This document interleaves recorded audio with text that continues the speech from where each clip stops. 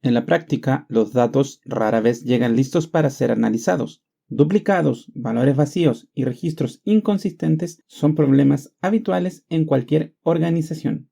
En este video vamos a trabajar con este dataset que incluye duplicados reales y distintos tipos de valores vacíos. El objetivo no es solo limpiar los datos, sino entender por qué tomamos cada decisión y cómo estas decisiones impactan el análisis posterior.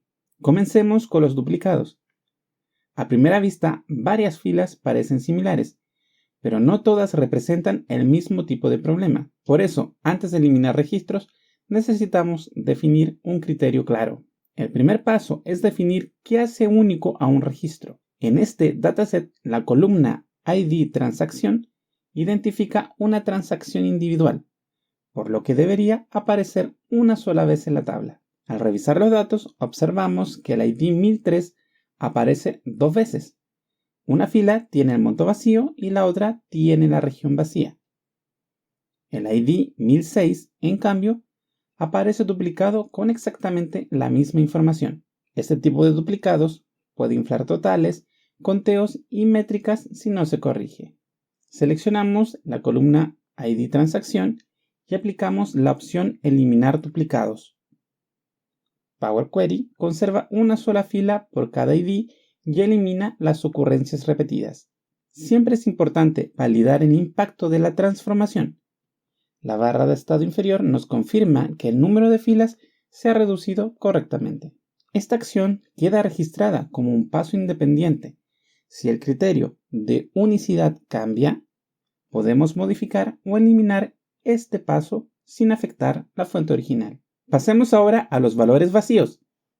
En este dataset aparecen los valores nulos en columnas como monto, región y cliente.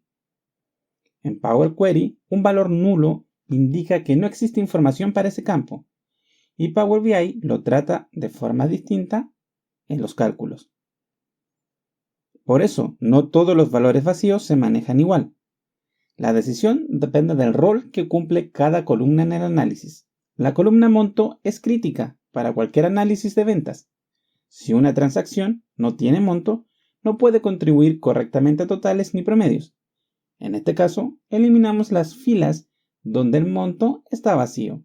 La columna región es categórica. En lugar de eliminar filas, reemplazamos los valores vacíos por no informado.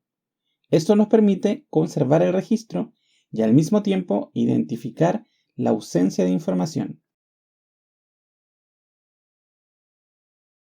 La columna cliente presenta algunos valores vacíos. Aquí la decisión depende del contexto del negocio. Para este ejemplo, mantenemos la fila ya que la transacción existe y puede seguir siendo analizada a nivel agregado. Finalmente, eliminamos las filas donde las columnas están vacías. Estas filas no aportan información y suelen originarse en errores de exportación o integración. Resumamos el flujo aplicado. Primero, eliminamos duplicados basados en ID transacción. Luego, tratamos valores vacíos en columnas críticas como monto. Después, ajustamos columnas categóricas como región. Y finalmente, eliminamos filas completamente vacías. El orden es clave. Si tratamos valores vacíos antes de eliminar duplicados, podríamos perder información útil o tomar decisiones incorrectas. Cada transformación queda documentada en el panel de pasos aplicados. Limpiar datos no es borrar información sin criterio, sino tomar decisiones explícitas, reproducibles y alineadas con el objetivo del análisis. En el próximo video avanzaremos con transformaciones de texto y la creación de columnas adicionales. Aprenderemos a estandarizar información textual y a derivar nuevas variables analíticas directamente desde Power Query.